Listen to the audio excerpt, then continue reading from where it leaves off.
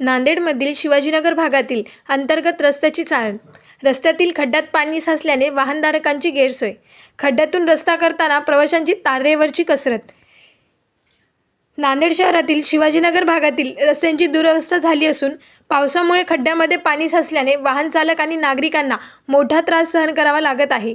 शहरातील प्रमुख भाग असूनही या रस्त्याकडे प्रशासनाचे दुर्लक्ष होत आहे. पावसामुळे रस्त्यावरील खड्ड्यामध्ये पाणी भरल्याने खड्डा नेमका किती खोल आहे याचा अंदाज येत नाही. त्यामुळे दुचाकीस्वार आणि पादचाऱ्यांना तारेवरची कसरत करावी लागत आहे. या खड्ड्यामुळे अनेक लहान मोठे अपघातही घडत आहेत. AMK news channel Nanded.